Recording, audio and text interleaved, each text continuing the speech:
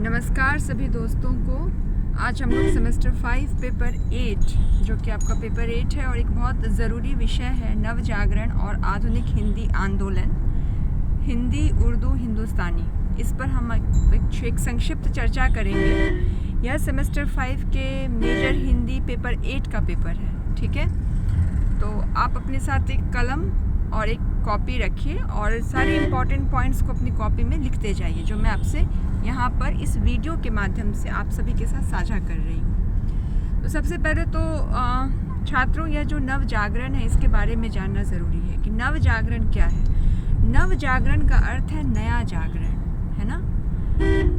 जैसे कि हम अगर अपने प्रैक्टिकल ज़िंदगी को देखें तो हमारे जीवन में एक नया जागरण कब आता है? जब हमारी अपने प्रति हमारी चेतना का उदय होता है। हम जो है अपने आप को जब पहचानते हैं कि हम कौन थे, क्या हैं और क्या होंगे अभी वाली जो बात है, वो वाला भाव हमारे जब मन में पैदा हो, है ना। तो नया जागरण, नव जागरण, है ना, नया जागरण, नई जागृति। तो इसमें क्या है कि हमारा आत्मविश्वास में वृद्धि होती है कि हम भगवान की संतान हैं, दिव्य हैं, दिव्य आत्मा स्वरूप है ना। और हम जो अपने प्रति एक कमज़ोरी का विचार पाले रहते हैं, हमें ये नहीं आता, वो नहीं आता, ऐसा नहीं आता, वो नहीं आता, है ना, वो सब दूर हो जाती है। तो हमारे जीवन में एक जागृति आती है और हम अपने जीवन में अच्छा करने लगते हैं। आप लोग कमेंट करके ज़रूर बताइएगा कि किस किस के जीवन में जागृति आई। तो नव जागरण को सबसे पहले मैंने एक अपनी पर्सनल ज़िंदगी से जोड़ के आपको एक उदाहरण के रूप में बताया। अब देखो, जब राष्ट्र की बात आती है, देश की बात आती है, तो देश में भी नव जागरण हुआ था। रीति काल तक जो स्थिति है, अब रीति काल हो सकता है बहुत छात्रों को नहीं पता हो, तो इस प्लेलिस्ट में देखेंगे, प्लेलिस्ट में हर टॉपिक डाल के मैंने बनाया है। रीति काल अगर नहीं समझ में आता तो प्लेलिस्ट देख लीजिएगा, ठीक है। मैं कोशिश करूँगी डिस्क्रिप्शन बॉक्स में भी दे दूँगी। तो रीति काल तक जो है ना, हमारे देश की स्थिति बहुत ख़राब हो गई थी। इसलिए ख़राब हो गई थी क्योंकि ये जो हमारे देशवासी हैं, हमारे देश को जो चलाने वाले राजा महाराजा थे, मुसलमान शासक, वे हमेशा जो है नींद में क्या हुआ, भूख लगा हुआ बैठे ना हमारा, वे हमेशा क्या है, नींद में रहते थे, हमेशा भोग विलास में डूबे रहते थे और नर्तकियों का नृत्य देखते थे। ये सारी चीज़ें वो करते थे, ठीक है। उनका जो है, अगर आप ध्यान दें तो शाहजहाँ के बाद जहांगीर आया, जहांगीर के बाद स्थिति बहुत ख़राब हो गई थी। तो जो हमारे देशवासियों की जो चेतना थी वो बिल्कुल मर चुकी थी। कमाना भी नहीं, सिर्फ खाना और उड़ाना उनका जीवन हो गया था। बहुत ही ख़राब स्थिति थी। तो इस स्थिति में हमारा जो देश है वापस सुप्त काल में जाने लगा। लोगों में आलस्य आ गया, अकर्मण्यता आ गई, अपने देश के प्रति जो एक राष्ट्र चेतना होती है वो ख़त्म हो गई। बाहर के लोग, जो कि ईस्ट इंडिया कंपनी वाले जो लोग हैं, वो हमारे देश पे क्या करने लगे, हमारे देश पे कब्ज़ा जमाने लगे और हम खड़े खड़े सबका मुंह देख रहे थे।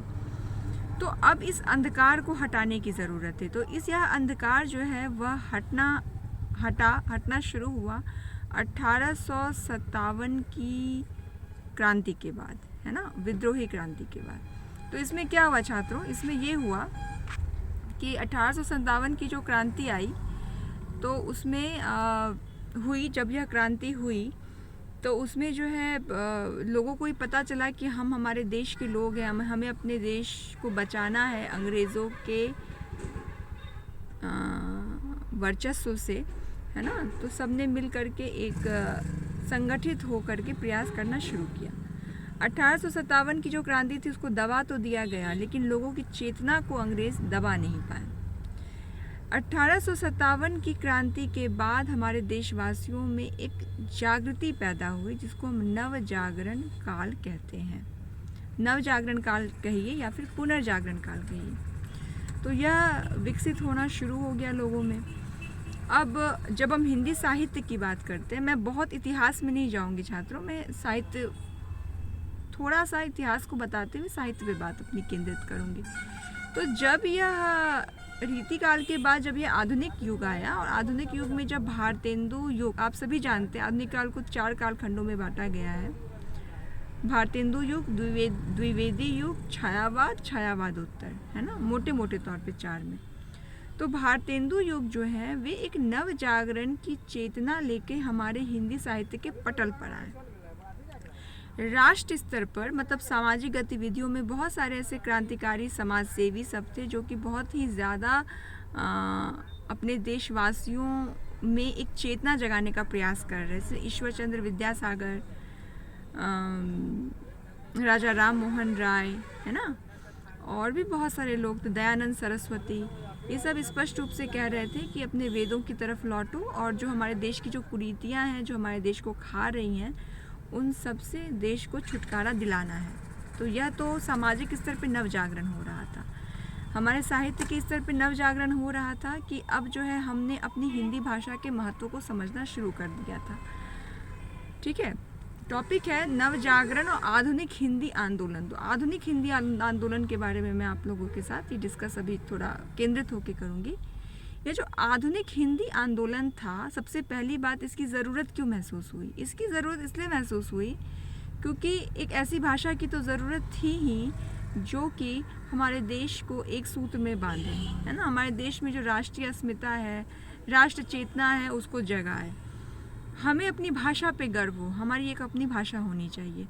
तो ब्रज भाषा तो रीतिकाल तक तो ब्रज भाषा थी। जब भारतेंदु युग शुरू हुआ तो भारतेंदु युग में जो कवि लोग थे, जितने भी कवि थे, भारतेंदु, हरिश्चंद्र, प्रताप नारायण मिश्र, ये सारे कवियों ने ब्रज भाषा में कविताएं तो लिखनी शुरू की थी।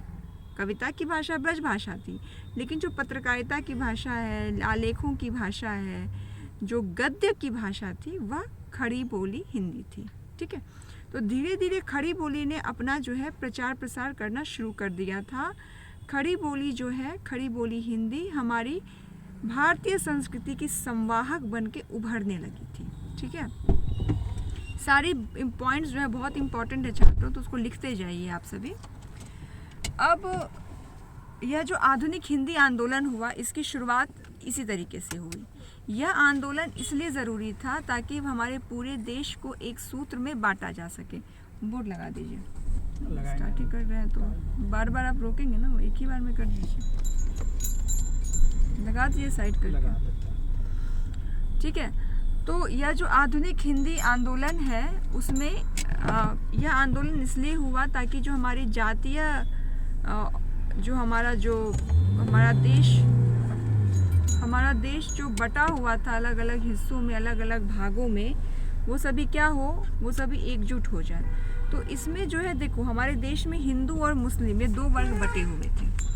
तो मुसलमान, अब आधुनिक हिंदी आंदोलन, ये जो उर्दू भाषा है, चलिए मैं यहाँ से शुरू करती हूँ। तो आधुनिक हिंदी आंदोलन के 3 स्तर हुए थे, हिंदी, उर्दू और हिंदुस्तानी। अब जो हिंदी थी उसकी आप जानते हैं, हिंदी हो चाहे उर्दू हो, सबकी जो मातृभाषा है वो संस्कृत है, और हिंदी ने अपना जो रूप ग्रहण किया है वो ब्रज भाषा से अपना एक रूप पाया है ना। ब्रज भाषा आई, ब्रज भाषा से विकसित होते हुए हिंदी भी आई थी, है ना। आप लोगों को भाषा का विकास बताया गया है, अगर कोई डाउट हो तो प्लेलिस्ट में डाला है सेमेस्टर 5 में, वहाँ देख लीजिएगा। तो अब हम बात करते हैं भाई हिंदी क्या है और आपकी उर्दू और हिंदुस्तानी क्या है। तो देखिए, हिंदी जो है, हिंदी खड़ी, ये जो हिंदी है ना, यह खड़ी बोली हिंदी, खड़ी बोली लिख लीजिए कॉपी में। खड़ी बोली की 3 शैलियाँ हैं, 3 प्रकार हैं। पहला है हिंदी, जिसको हम हिंदी भी कहते हैं, शुद्ध हिंदी भी कहते हैं, देवनागरी नागरी हिंदी भी कहते हैं, और आर्य भाषा भी कहते हैं। ठीक है, तो पहली शैली है हिंदी। दूसरी शैली है उर्दू। उर्दू को हम ज़बाने उर्दू कहते हैं, ज़बाने उर्दू मुअल्ला कहते हैं। ठीक है, तो ये 2 शैलियाँ हुई खड़ी बोली की, एक हिंदी, दूसरी उर्दू, और तीसरी है हिंदुस्तानी। ठीक है, तो ये हिंदी, उर्दू, हिंदुस्तानी, जो कि आपके पाठ्यक्रम में भी लिखा हुआ है पढ़ने के लिए, आधुनिक हिंदी आंदोलन में। तो ये जो तीनों जो शैलियाँ हैं, ये खड़ी बोली के ही 3 प्रकार हैं। ठीक है, खड़ी बोली के 3 प्रकार हैं। ठीक, अब हिंदी क्या है? हिंदी है एक ऐसी भाषा जो कि नागरी लिपि में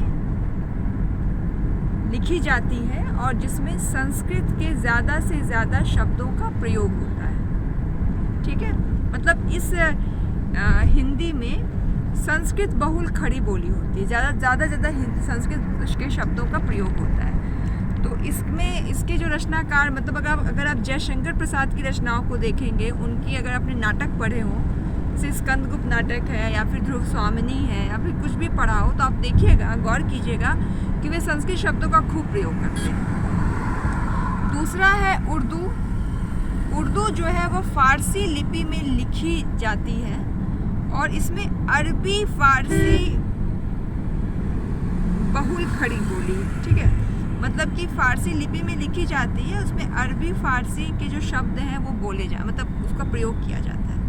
तो कैसे रूप बदला? हिंदी का रूप इसलिए बदला क्योंकि वह नागरी लिपि में लिखी गई और संस्कृत की भाषा के शब्द ज़्यादा थे। उर्दू का रूप बदला क्योंकि उर्दू फारसी लिपि में लिखी गई, उसमें अरबी फारसी जो बहुतायत वाली जो खड़ी बोली है उसका प्रयोग था। और तीसरी है हिंदुस्तानी।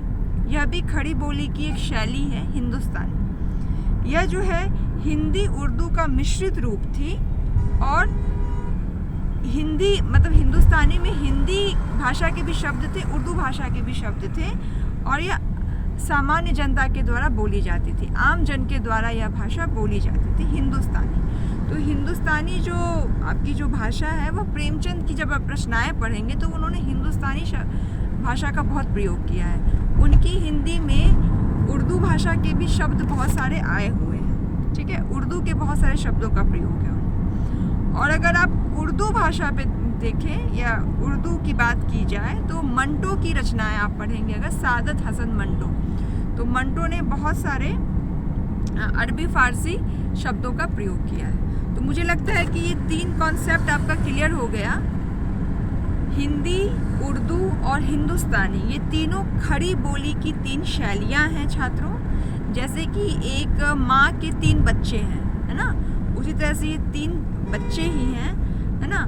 हिंदी, उर्दू और हिंदुस्तानी ये तीनों बहनें हैं, बहन की तरह ही हैं, जो एक ही से उत्पन्न हुई है, एक ही जाति की है। हाँ, उसका रूप बदल गया है, जैसे बहनों का रूप बदल जाता है ना, कोई कहीं है, कोई कहीं है, कोई ठंडे प्रदेश में है तो कोई गर्म प्रदेश में है, या फिर मान लो तो कोई रेगिस्तान वाले प्रदेश में है, तो उसका रूप बदल जाता है। ठीक उसी तरह से हिंदी, उर्दू, हिंदुस्तानी, इन 3 शैलियों का रूप बदला।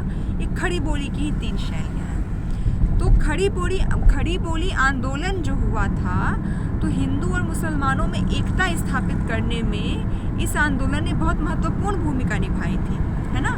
हिंदी के जितने रचनाकार थे उन्होंने भी उर्दू भाषा के शब्दों का प्रयोग किया, जैसे कि मुंशी प्रेमचंद ने, और अपनी रचनाओं में उर्दू के शब्दों का प्रयोग करते हुए उन्होंने बताया कि हिंदू और मुसलमान की जो जातीय पहचान है वो बिल्कुल एक है। अंग्रेज़ों की नीति थी फूट डालो राज करो, तो इस फूट डालो राज करो को ख़त्म करने के लिए ही इस खड़ी बोली भाषा का आंदोलन भी चला सांस्कृतिक रूप में। और इसने बताया कि हिंदी, उर्दू जो है अलग नहीं है, बल्कि अपनी भाषा है, प्यारी, हम सब अपने हैं और हम इन सभी रूपों का प्रयोग करते हैं। ठीक है, तो यह था नव जागरण और आधुनिक हिंदी आंदोलन। और मुझे लगता है कि आप सभी को समझ में आ गया है। अगर दिक्कत होगी तो मुझे कमेंट करके ज़रूर बताइएगा। मुझे जब मौका मिलेगा मैं आपकी समस्याओं का समाधान करने का पूरा प्रयास करूँगी। अपना ख्याल रखिएगा and all the very best. God bless.